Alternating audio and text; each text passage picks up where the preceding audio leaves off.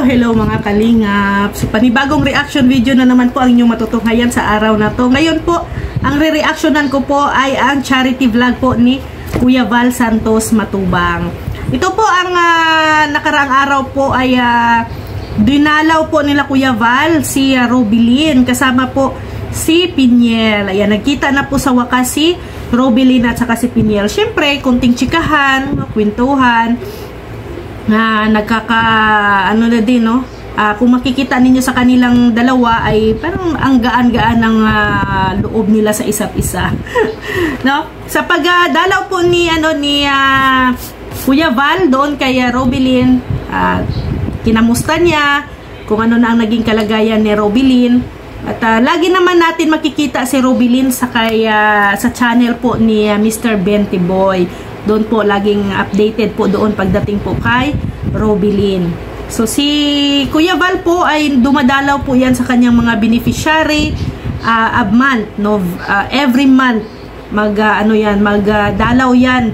At pag nandyan lang po yan sa daet, si Kuya Val ay nag-iikot po yan sa kanyang mga beneficiary at kinakamusta, dinadalhan ng mga bigas, ayuda at saka grocery. Siyempre, pangangamusta din kung ano na ang mga pagbabago, anong nangyayari. No, gaya nito kay Robilin, malaki na talaga ang improvement ni Robilin. No, grabe. No, kung nakasubaybay kayo sa kwento ng buhay po ni Robilin, no, nung una ay halos hindi mo siya hindi yan nagsasalita. Ang kanyang bahay nasa lang yan siya, nasa isang upuan na mahaba, doon lang siya natutulog, kumakain, no? Lalo sa hindi na nagbibihis, hindi naliligo, nandoon lang talaga siya. Nung natagpuan po yan, no, nila Mr. Benty Boy. At saka doon lang ang daming basura sa kanyang area. Nung pinuntahan ni Kuya Val, nakita ni Kuya Val ang kalagayan ni Robilin, hindi po nagdadalawang isip si Kuya Val na tulungan si Robilin. Agad-agad ay tinulungan po nila kasama po si Kalingap Rab. Tinulungan po nila, pinagamot, inayos ang bahay, kahit na si Robilin ay nasa palang stage ng gamutan, pero yung bahay ni Robilin ay tuloy-tuloy na pinapagawaan ni Kalingap Rab. Hanggang sa pinagamot, tuloy-tuloy ang gamutan, minumonitor palagi. Kaya ayan na, nakita na ninyo ang pagbabago ni Robilin. Ang laki, sobrang laki ng kanyang improvement talaga. Kaya ang ang programa po ni Kuya Val ay kabilang po dyan, kasama po yan dyan ang mga mayroong mental health problem. Tinutulungan din po ng mga Team Kalingap po yan.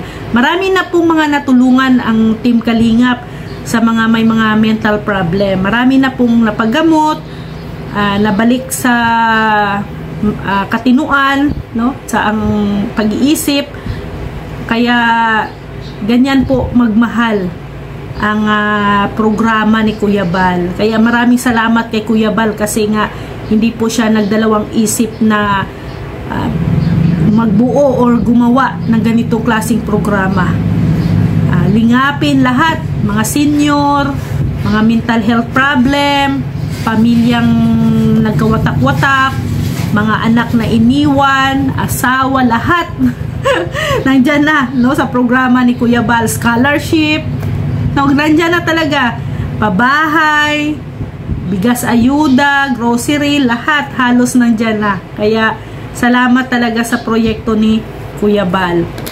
So pagtuloy-tuloy po ang gamutan, no, sa mga may mga mental problem kagaya nila Robilin, pagtuloy-tuloy po ang gamutan nila ay ganito po ang mangyayari sa kanila, no, maging normal, balik sa normal ang kanilang pag-iisip at makikipagsalamuhan na din sila sa kanilang kapwa as a normal person.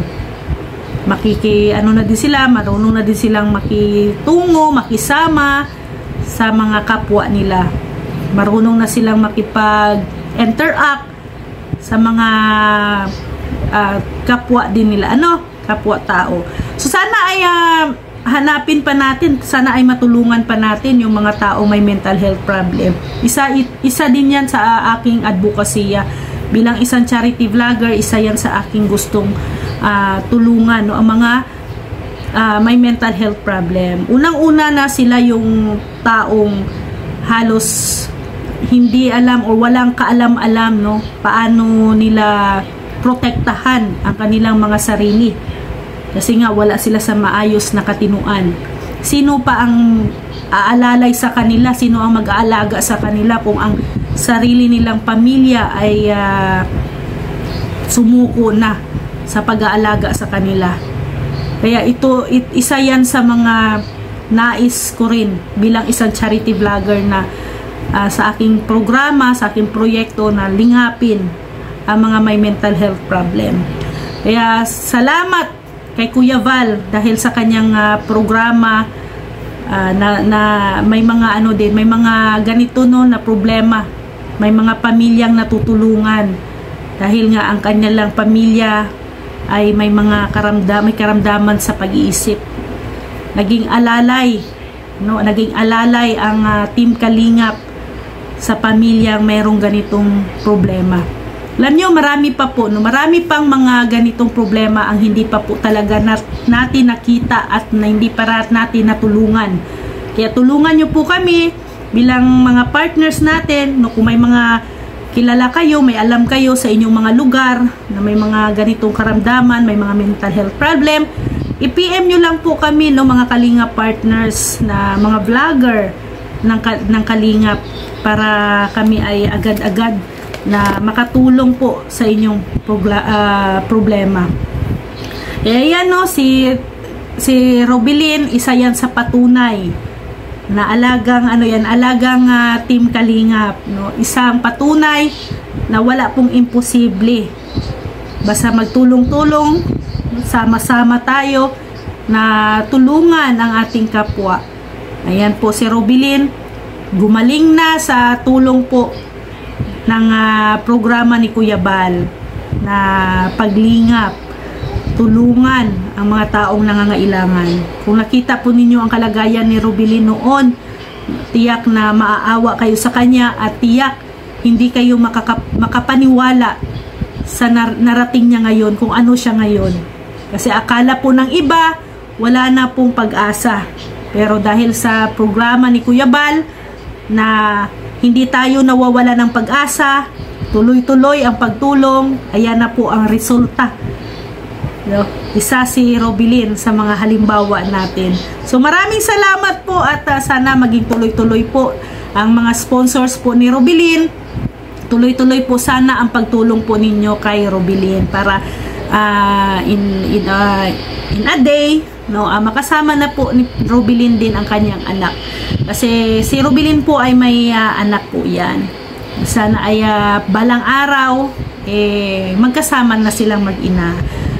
Salamat po at sana ay tulungan po natin si Robilin. So sa mga hindi pa po nakapanood sa full video na to, panoorin nyo po doon po kay Kuya Val Santos Matubang. Nandoon po ang full video ng itong nireaksyonan ko po. At syempre, sa mga hindi pa po nakasuporta, nakasubscribe sa channel po ni Ruel of Malalag, Rachel Morales Vlog, Kuya Val Santos Matubang, Ate Edna Vlogs and Kalingap Rab, please pakisupport at pakisubscribe po ang kanilang channel. At syempre, ang iyong abang lingkod po, Rhea Olarte. At maraming salamat po sa inyong pagmamahal, tiwala at suporta. God bless po sa ating lahat. Thank you very much. Bye!